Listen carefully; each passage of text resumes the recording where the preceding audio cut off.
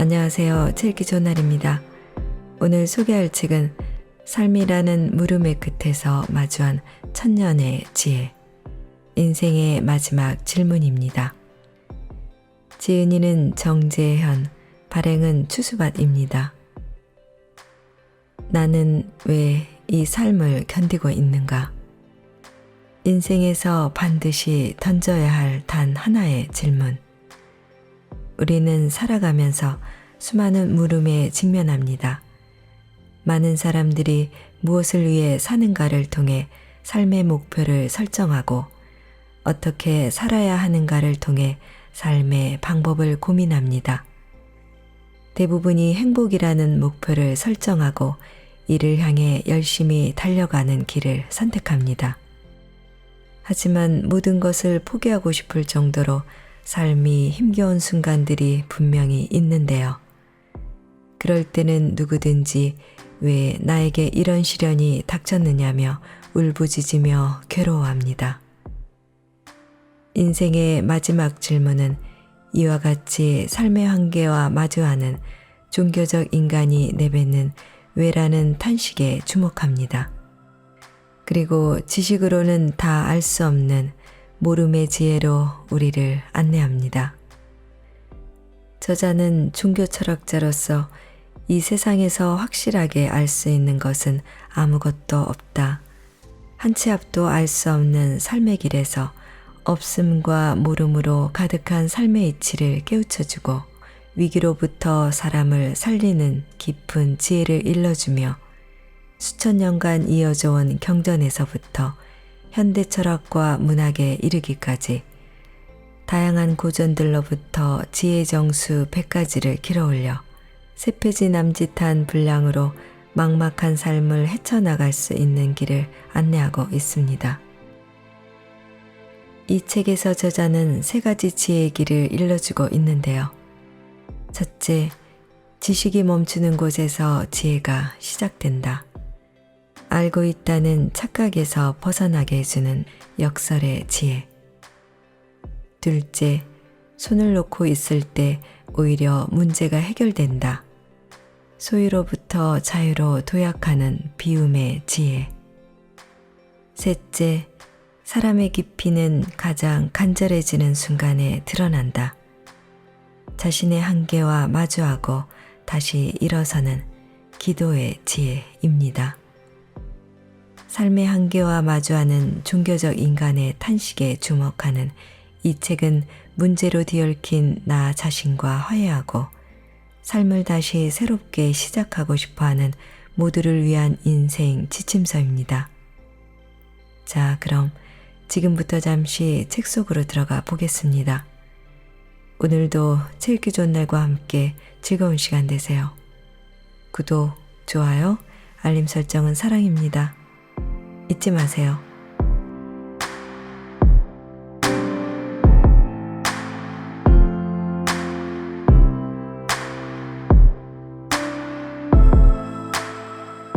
돌아보지 않은 삶은 살 가치가 없다. 고대 그리스 현인이자 인류의 스승 소크라테스가 남긴 말이다. 그러나 오늘날 우리가 맞이하고 있는 삶은 너무도 분주하다. 도무지 돌아볼 만한 여유가 허락되지 않고 과속에 시달리는 삶이다. 더 많아지고 더 빨라지고 더 편리해졌다고는 하지만 더 행복해졌다고 말하기는 어렵다. 바쁘고 분주한 일상일수록 오히려 더욱 곱씹고 되살펴야 할 텐데 종종 돌아본다는 것도 사치스러운 언어로 들린다. 그랬다가는 자칫 경쟁에서 낙오될까 두려워지기까지 한다. 그러나 돌아본다는 말은 꼭 뭔가 잘못된 것을 찾아내서 고치고 바꾸어야 한다는 것만 뜻하지는 않는다. 정신없이 밀려나는 듯한 삶의 흐름에서 잠시 머물러 쉬는 것만으로도 그 뜻이 적지 않다. 돌아본다는 것이 꼭 후회한다는 뜻은 아닐 테니 말이다. 머물러 쉬다 보면 달려왔던 길을 자연스레 되짚고 또 앞으로 갈 길을 가늠하는 여유를 갖게 될 것이다. 설령 아니면 또 어떤가? 그저 쉰다는 것만으로도 충분히 뜻이 있다. 잠시 멈추고 돌아본다고 해서 무언가 대단한 깨달음이 있어야 한다는 것은 아니다. 사실 우리 삶에서 알고 깨달으면서 살아가는 시간은 그리 길지 않다. 삶에서 비교도 안 되는 더 길고 긴 시간을 우리는 그저 모르고 살아간다. 앞으로 어떤 삶을 살게 될지 모르는 것은 물론 살아왔던 삶이라고 해서 다 알고 있는 것도 아니다. 지나온 세월을 지금 돌이킨다고 해서 몰랐던 것을 다 알게 되는 것도 아니다. 삶에서 알면 그리 크지 않다. 그런데 우리가 삶에 대해 꽤 많이 아는 듯이 착각하니 더욱 힘들어진다. 알지 못하면 어떻게 해서든지 알아야 한다는 강박에 사로잡혀 스스로를 자학하고 있으니 말이다. 그러나 다시 말하지만 삶에서 우리가 아는 부분은 그리 크지도 않고 깊지도 않다. 그러고도 살아간다. 모르고도 살아간다. 이것이 참으로 오묘한 삶의 이치다. 내가 삶을 사는 것이 아니라 삶이 나를 살아가기 때문이다. 그러니 내가 모든 것을 할 수 있다거나 모두 책임져야 한다는 식으로 나를 채찍질하지 않아도 된다. 부질없는 강박일 뿐이다. 그럴 필요도 없거니와 그래서도 안 된다. 그렇게 하지 않아도 괜찮다. 그리고 그것이 당연하다. 그런데 우리는 모르고 사는 거 못지않게 살고도 모른다. 이것이 중요하다. 모르고 사는 것은 불안을 자아내는 듯하지만 살고도 모르는 것은 오히려 우리를 안도하게 하기 때문이다. 우리는 우리도 모르는 사이에 방향이 정해져 있지 않은 삶으로 내던져졌고 이미 나도 모르게 모름을 벗하며 살아왔다. 그러니 더 좋은 내가 되어야겠다고, 더 열심히 가꾸어야겠다고 하지 않아도 좋다. 그래봤자 더 알게 되는 것은 우리가 살아가면서 닥칠 수많은 모름에 비하면 아무것도 아니다. 순간적으로 반짝거려서 대단해 보일 수도 있지만 참으로 잠깐이다. 그 잠깐보다는 우리 인생이 훨씬 더 길다.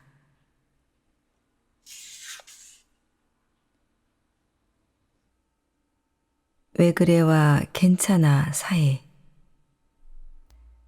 태어나 2달이 되었을 때 아이는 저녁마다 울었다.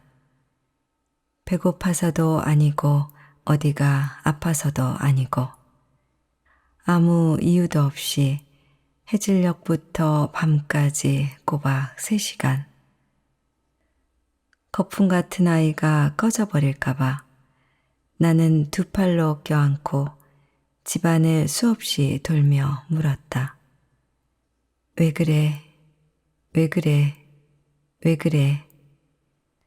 내 눈물이 떨어져 아이의 눈물에 섞이기도 했다. 그러던 어느 날 문득 말해봤다. 누가 가르쳐 준 것도 아닌데.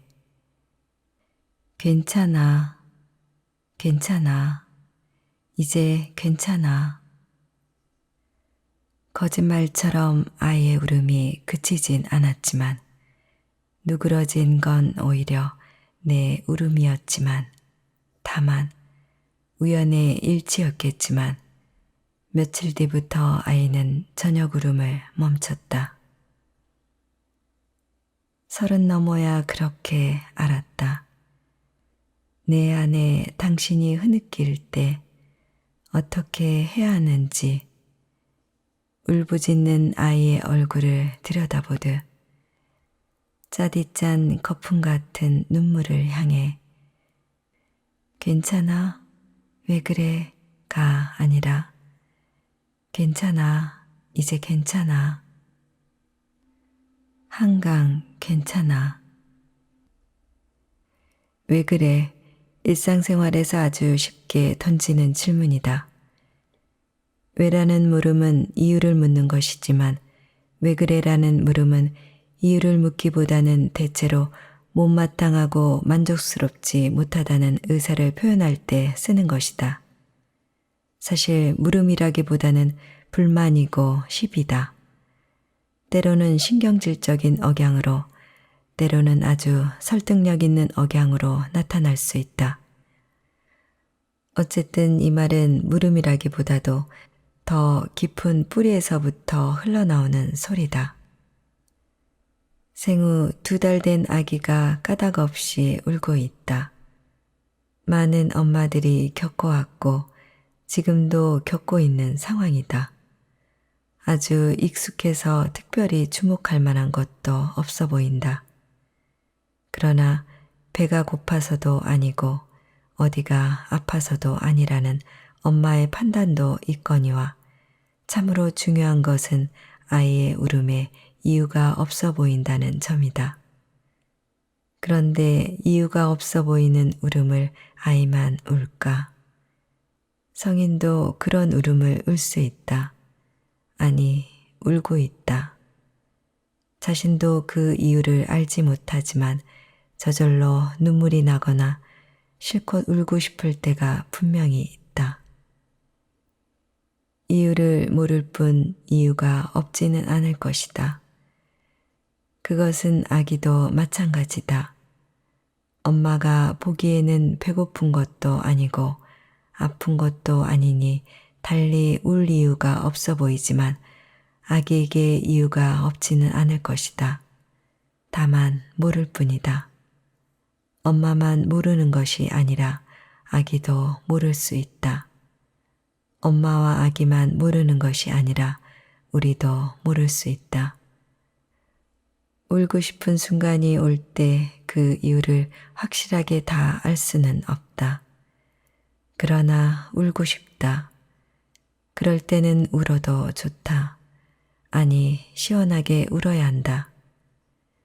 그런데 우리는 아무 때나 울어서는 안 된다는 것을 학습받은 이후 울음을 잊어버렸다. 이것이 더 슬픈 일이다. 울음이 즐거운 것은 아니지만 울음을 잃어버린 것은 더 슬픈 일이다. 그렇게 슬퍼도 울지 않는다면, 아니 울지 못한다면 이것이야말로 우리의 아픔이자 비극일지도 모른다. 아픈 사람에게 왜 그래 라고 묻는 것은 상처에다가 또 칼을 들이대는 일이다. 그러니 답을 얻을 수도 없을 뿐만 아니라 답도 없다. 그러던 어느 날 문득 고쳐 말했다. 누가 가르쳐 준 것도 아닌데 말이다. 아니, 사실 누가 가르쳐 준다고 그렇게 고쳐 말할 수나 있을까? 참으로 이것은 문득 고치는 일이다. 가르침 없이라는 말에는 지식을 추가하거나 확장하지 않는다는 뜻이 있다. 알을 늘려서 고친 것이 아니라 삶의 켜가 쌓이면서 문득 튀어오른 깨달음이다. 누가 따로 가르쳐 준 것이 아니라 삶이 깨닫게 해준 것이다. 알은 이유를 더 캐물으려 하지만 삶은 이유를 몰라도 모른 채로 받아들이도록 우리를 이끌고 간다. 그래서 왜 그래에서 괜찮아로 넘어간다. 문득 슬며시 넘어간다. 물음표에서 느낌표로 넘어간다. 내가 삶을 받아들인다기보다는 삶이 나를 받아들이는 것이다. 삶이란 그런 것이다.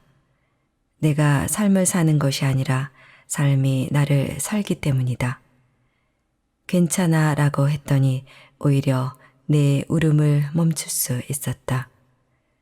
그랬더니 아기도 울음을 그쳤다. 우연이라고 했지만 우연만은 아니다. 엄마의 울음이 아기를 더욱 크고 길게 울도록 만들었을 것이기 때문이다. 엄마의 울음이 멈추니 아기도 울음을 그칠 수 있었다.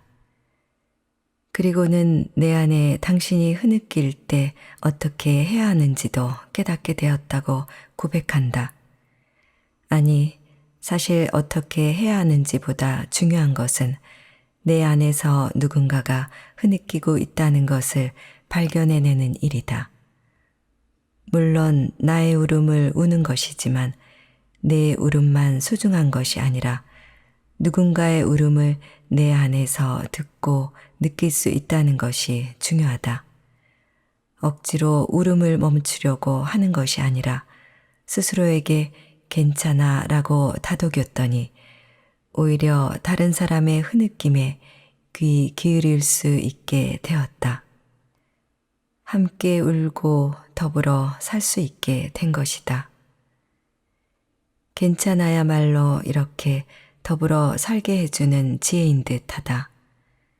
그러나 괜찮아는 그냥 하늘에서 뚝 떨어지는 값싼 방임은 아니다. 무수한 왜 그래 라는 시비의 씨름과 시행착오를 거친 것이다. 그러니 사실 왜 그래도 나쁘기만 한 것은 아니다. 바로 괜찮아로 도망간다면 사실 괜찮아지지 않을 것이다. 이래서 왜 그래는 중요하다. 다만 그것이 끝이 아니라는 것이다. 대답이 있을 수 없음을 발견하게 되는 지점에서 괜찮아라는 말이 내게로 들어온다. 내가 내뱉는 말이 아니라 나에게로 들어온 말이다.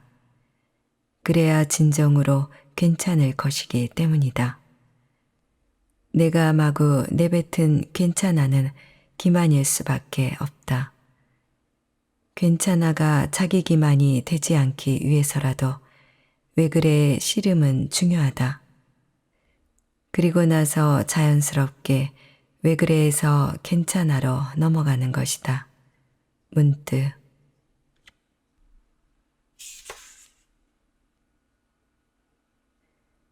나는 옳고 남은 그르다는 우리. 자기 중심주의자라는 말을 듣는 사람들 중에는 자아에 대해 고민하는 사람이 적고 자기 중심주의자라는 말을 듣지 않는 사람들 중에 오히려 자아에 대해 고민하는 사람이 많다는 것은 흥미로운 일입니다. 자기 중심주의자라는 말을 듣는 사람들은 사람에 대해 별로 생각하지 않지만 자아에 대해 고민하는 사람은 대개 타자의 문제에 대해서도 고민하기 때문이겠지요. 강상중, 고민하는 힘. 당연하지만 자아는 타자와 대조를 이룬다. 그런데 자아는 타자에게 대상적이거나 상대적인 관계에 있다. 대상과 상대의 어휘를 한글로 살펴보면 서로 음절의 위치만 바뀐 모양새지만 한자로 살펴보면 매우 극명한 차이를 확인할 수 있다. 먼저 대상이란 마주하여 잡아낸 모양이다. 그런데 마주하여 잡아내는 행위도 주체가 하는 일이고 그 모양도 주체 안에 들어있다. 우리가 무엇을 본다고 할 때 시각행위를 통해 맺힌 상은 우리의 망막 안에 자리 잡힌다. 그러한 과정이 없이는 어떤 것이 있어도 확인해 볼 길이 없다. 결국 대상은 주체의 소나기 안에 들어와 있다. 그러나 상대는 서로 마주함을 가리킨다. 서로 다른 주체들이 만나서 얼굴을 바라보고 있는 것이다. 한 주체의 일방적인 소나기에 들어갈 수도 없고 그래서도 안 된다. 어떻게 나타날지 모르는 긴장을 서로 쌓아는 불안하기도 하고 불편하기도 한 전혀 다른 주체들 사이의 만남이다. 사실 우리는 누군가를 대상화하기에 더 익숙하고 상대하기는 꺼린다. 상황이 이렇다 보니 자아는 자동적으로, 본능적으로, 그리고 욕망이 시키는 대로 자신을 둘러싼 모든 것들을 대상으로 보는 주체의 방식에 지배된다.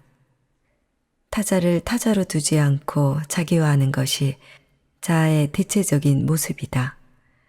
그렇지 않고서는 견딜 수 없는 것이 우리들이 살아가는 모습이자 인간관계를 맺는 모습이다. 자기 중심주의는 다른 사람은 몰라도 나만은 아니라고 발뺌하거나 빠져나갈 수 있는 문제가 아니다. 사람들은 온갖 범주로 나누는 기준과 분류를 살펴보자. 정치적으로 지배자와 피지배자, 경제적으로 가진 자와 못 가진 자, 사회적으로 다양한 인종이나 계층 등 무수한 분류들이 있다. 그러나 이 모든 분류에 앞서 가장 먼저 자리 잡고 있는 분류가 바로 자기와 타자다. 세상의 온갖 분류에는 통계적이고 객관적인 기준만 있는 것이 아니라 무엇인가 주장하기 위한 전제가 있다. 바로 자기가 어느 부류에 속해 있는가를 따지고 싶어하는 것이다. 가진 자와 자기를 동일시하면 세상을 가진 자의 관점으로 보고 살아간다. 그 반대의 경우도 마찬가지다. 결국 자기가 어디에 속해 있는가에 따라 살아가는 이치와 표방하는 진리가 각양각색으로 달라진다. 아니, 아예 세계관이 다르다. 그러므로 자기와 타자는 모든 판단과 주장의 전제일 뿐 아니라 또한 결론이기도 하다. 자기는 우리 삶에서 결정적인 기준이자 근거로 자리 잡혀 있다. 자기와 타자의 관계는 같음과 다름의 대립이고 결국 옳음과 그름으로 판단의 기준으로 작동한다. 자기와 같으면 옳음이고 자기와 다르면 그름 또는 틀림이다. 타자는 그냥 다르고 많은 것이 아니라 틀림이라는 것이다. 자기는 이처럼 우선은 매우 자기 중심적이다. 다르다는 말과 틀리다는 말을 같은 뜻으로 무의식적으로 뒤바꿔 쓰는 일상용법도 이러한 자기 중심적인 사고방식을 나타내는 증거라 하겠다. 스스로에게 묻지 않는다면 언제나 자기 중심주의는 확고한 진리인 양 자신에게 깔려 있을 것이다. 그런데 여기에 의문을 갖게 되면 즉 내가 언제나 같고 더 나아가 과연 언제나 옳은가를 되묻게 되면 그때 타자가 눈에 들어온다. 자기 중심주의를 넘어설 길이 열리게 된다. 이유는 나에게 있다. 적을 말살하고 싶은가? 진심인가? 진정 상대를 파멸시키는 것이 좋겠는가? 적은 말살될지도 모른다. 그러나 그로 인해 적이 당신 안에서 영원한 것이 되어 버리지는 않을지 곰곰이 생각해 보았는가? 프리드리 니체 서광. 적은 우리가 살아가는 현실에서 나에게 방해가 되거나 손해를 끼치는 사람을 가리킨다. 또는 그러한 조건이나 상황이 될 수도 있겠다. 그런데 니체는 적을 파멸시키는 것이 과연 능사인가를 되묻는다. 눈앞에서 파멸시켰는데도 완전히 없앤 것이 아닐 수도 있다는 것이다. 설령 눈앞에서 사라졌다고 해도 적은 오히려 내 안에서 영원히 버티고 서 있을 수 있다. 흔치는 않아도 이런 경우가 종종 있다. 적에 대한 증오심이 나를 지배하는 경우 말이다. 그렇다면 파멸시키려는 마음 자체를 버리는 것이 더 현명한 길일 수도 있다. 결국 관건은 적이 아니라 나 자신이다. 나 자신에게서 이유가 해소되지 않는다면 문제는 여전히 마찬가지이기 때문이다.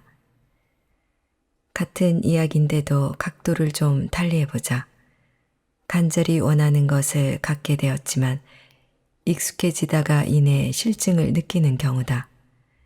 다음은 니체가 저술한 즐거운 지식에서 한 말이다. 좀처럼 간단히 손에 넣을 수 없는 것일수록 간절히 원하는 법이다. 그러나 일단 자기의 것이 되고 얼마간의 시간이 흐르면 쓸데없는 것인 양 느껴지기 시작한다. 그것이 사물이든 인간이든 마찬가지다. 이미 손에 넣어 익숙해졌기에 실증이 난다. 그러나 그것은 자기 자신에게 실증나 있는 것이다.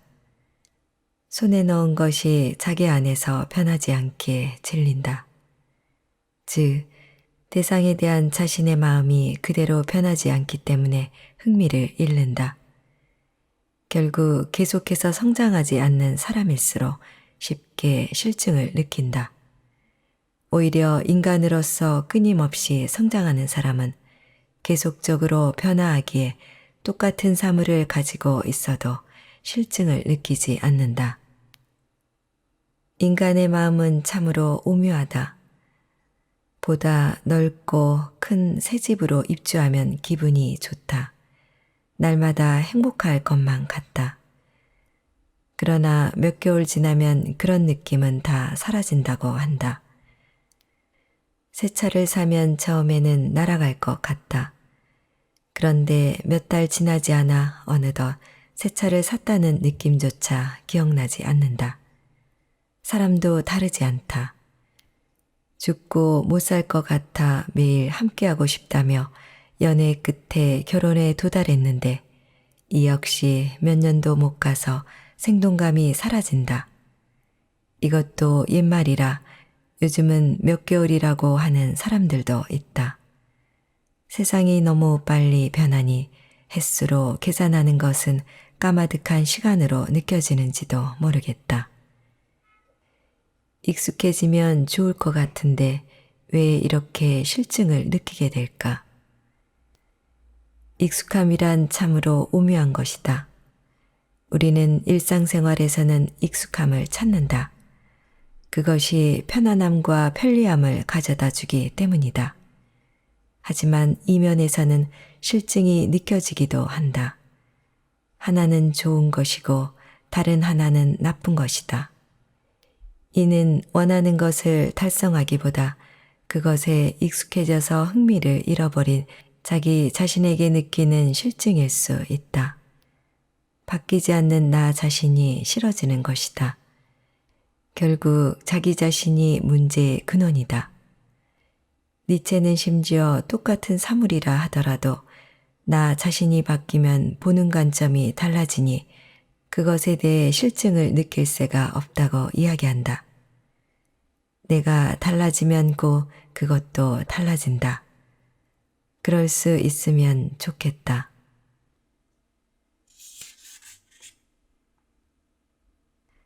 덩달아 즐거워할 만큼 기뻐하라. 이 세상에 존재하는 악의 4분의 3은 공포심에서 태어난다. 공포심을 가지고 있기에 이미 체험한 적이 있는 많은 것들에 대해서도 여전히 힘들어한다. 하물며 그것은 아직 체험하지 않은 것마저도 두려움에 떨게 만든다. 그러나 사실 공포심의 정체라는 것은 현재 자신의 마음 상태가 어떠한가에 달려있다. 프리드리 니체 서광. 두려움과 공포, 불안 등은 우리가 가능하면 피하고 싶은 것들이다. 많은 경우 공포를 일으키는 것은 우리 밖에서 우리를 향해 들어오는 것이라 생각하는데 니체는 다소 다르게 말한다. 우리 자신의 마음 상태에 따라 공포가 일어난다는 것이다. 그러면서 이미 겪어서 알고 있는 것들에 대해서도 공포를 느낄 뿐 아니라 아직 일어나지 않은 것에 대해서도 두려워한다는 것이 그 증거라고 말한다. 이미 지나간 과거의 일에 대해서 그리고 아직 일어나지 않은 미래의 일에 대해서 공포심을 가지니 그것은 마음 안에 자리 잡고 있다는 것이다. 어찌 보면 동의할 수 있는 말인 듯하다. 없는 것에 대해 마음이 취하고 있는 반응이고 태도라는 점에서 그렇다. 그러나 이것을 인정한다 해도 공포심이 쉽사리 사라지지는 않는다. 마음먹기에 달렸다고는 하지만 마음대로 마음먹기가 쉽지 않다. 마음이 마음대로를 따라주지 않는다. 왜 그럴까? 해부학적으로 마음속을 들여다볼 수 있는 것도 아니니 더더욱 의문이 든다. 그런데 좀 더 살펴보면 마음에는 묘한 생리가 있다. 마음대로는 못해도 마음먹기는 가능할 수도 있지 않을까 싶다.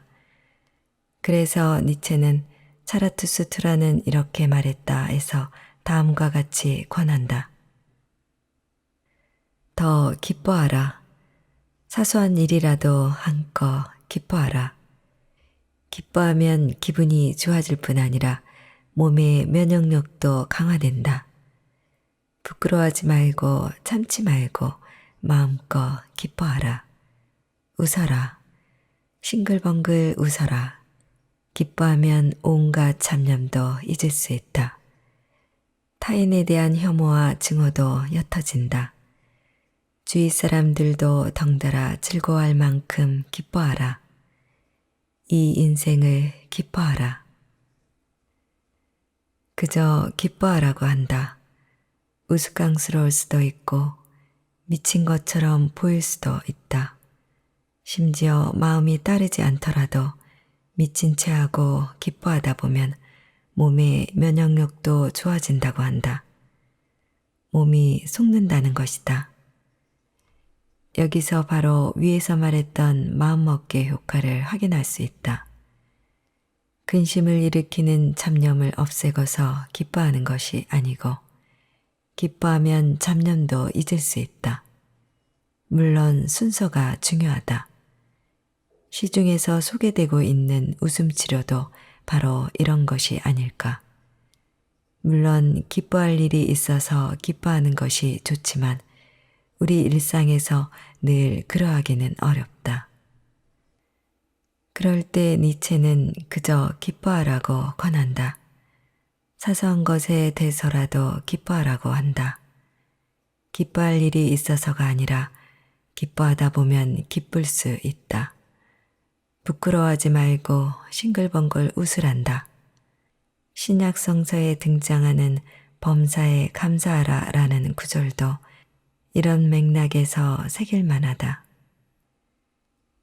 그런데 여기에 아주 중요한 힌트가 있다. 주위 사람들도 덩달아 즐거워할 만큼 이라는 기준이 바로 그것이다. 실제로 우리 주위에서도 늘 싱글벙글 표정을 짓는 사람들이 있다. 그런 사람을 보면 그저 나도 따라 웃게 된다. 덩달아 즐거워할 만한 기쁨을 내가 먼저 이웃들에게 주면 어떨까? 이것이 오히려 나에게 더 좋을 수 있지 않을까?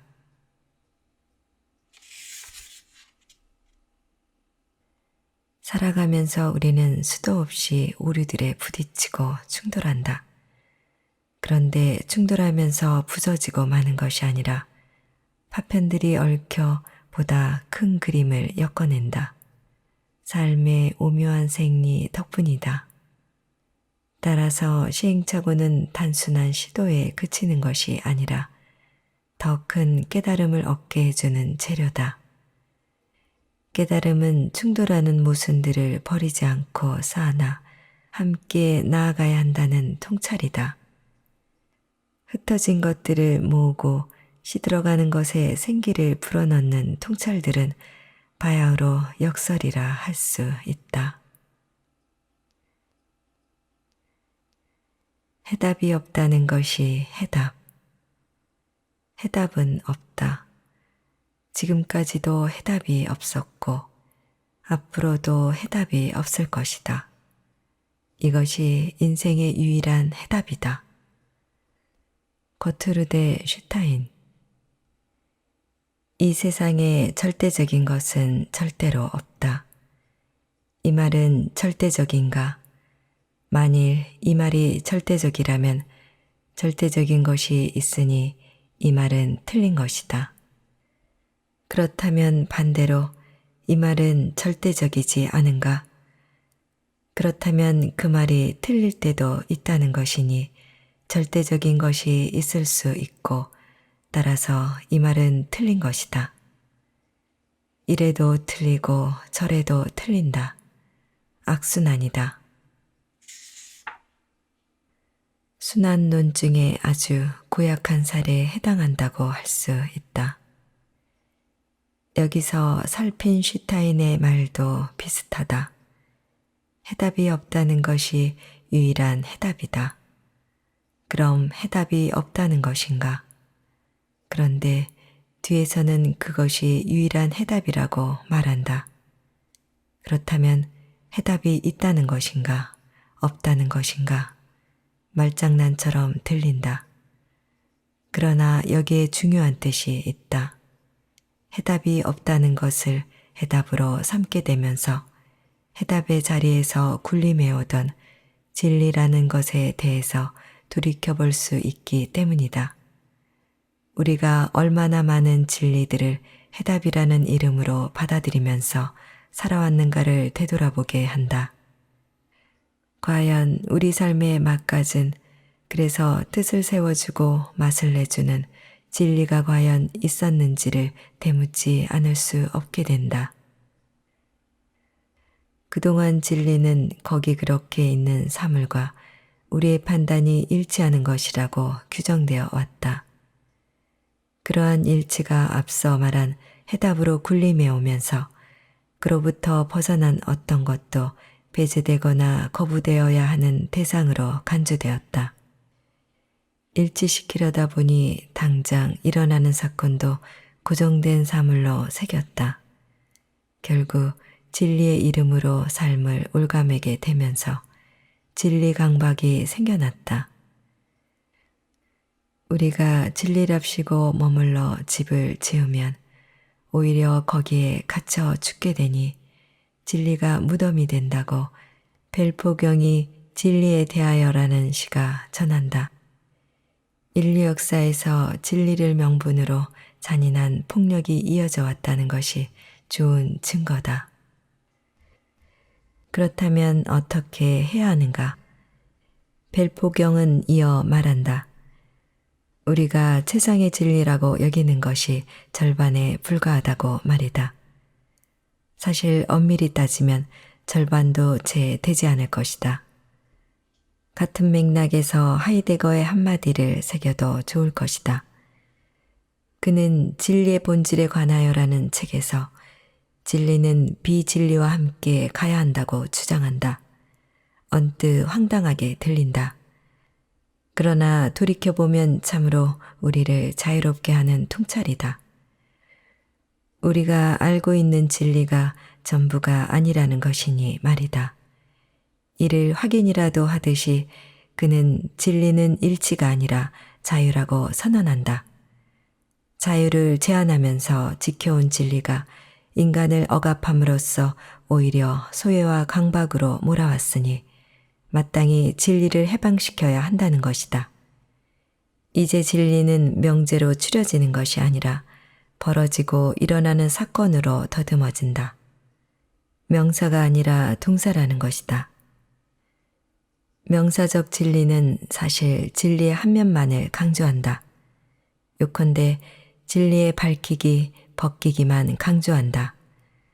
말하자면 드러나서 알게 된 것만을 진리라고 간주한다. 알면서 엮어내었기 때문이다. 그런데 밝혀지기만 하는 진리는 인간에게 복종을 요구하고 복종하게 하는 진리는 인간에게 죄의식을 심어준다. 그러나 드러나지 않는 감추어짐을 가리키는 비진리는 진리를 단순히 복종의 논리가 아닌 자유의 생리로 엮어질 수 있게 한다. 그리고 그러한 자유는 저 위의 해답 이야기에서도 한 번도 나오지 않았던 물음으로 우리 눈을 돌리게 한다. 자유는 물음에서 시작하기 때문이다.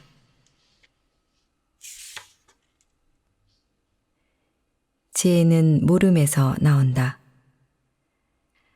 알매 힘쓰는 사람은 날마다 더하지만 도를 행하는 사람은 날마다 덜어간다. 덜고 또 덜어 무의에 이르니 무의하면 이루지 못하는 것이 없다. 노자 통행본. 지식과 지혜는 밀접하지만 아주 많이 다르다. 단도직입적으로 지식은 알미고 지혜는 삶이다.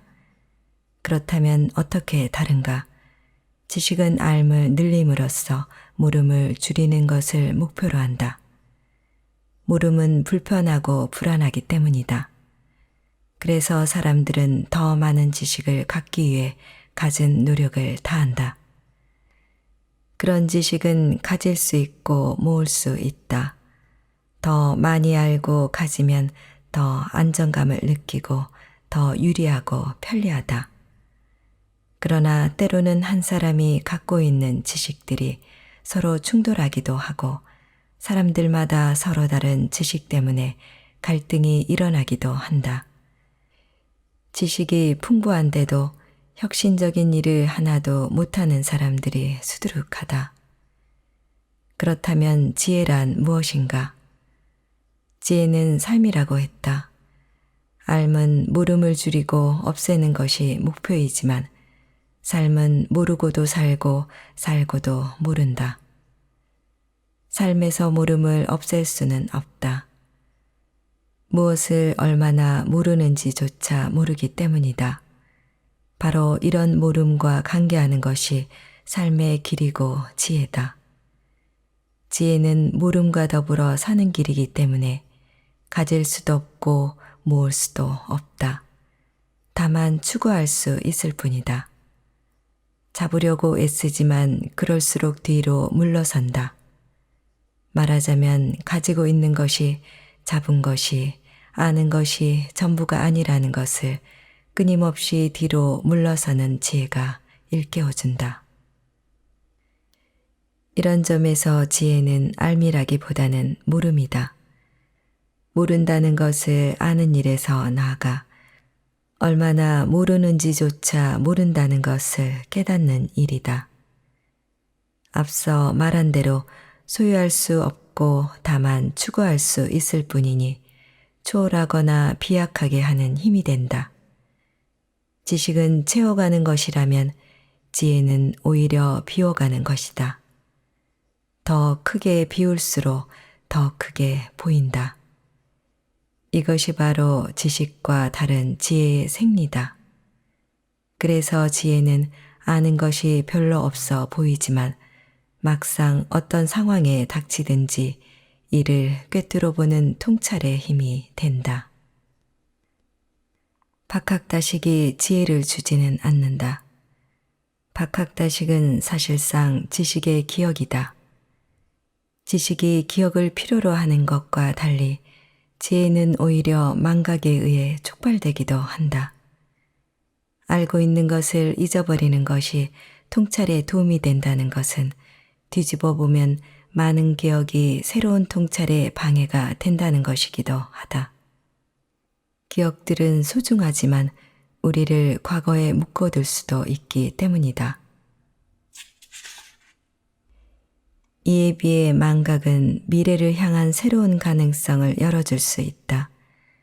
소설가 밀러의 고백처럼 성공을 위해 기억과 망각이라는 정반대의 현상이 동시에 필요하다. 더욱이 망각이 기억 못지않게 중요한 역할을 한다. 심지어 망각의 능력이라는 말까지 생긴다. 잊어버리는 것도 능력이라는 말이다.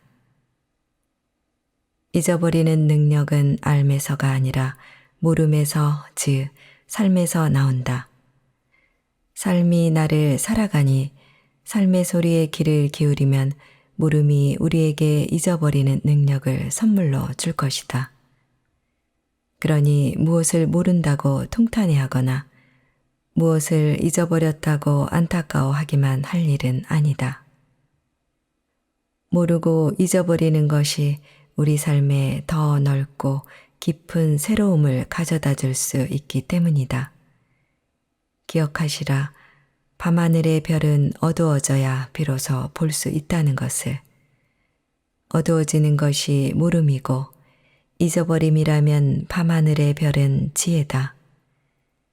그리고는 이것조차 잊어버려야 한다. 그래서 참으로 어두운 밤으로 들어가야 한다. 밤하늘의 별이 반짝이도록.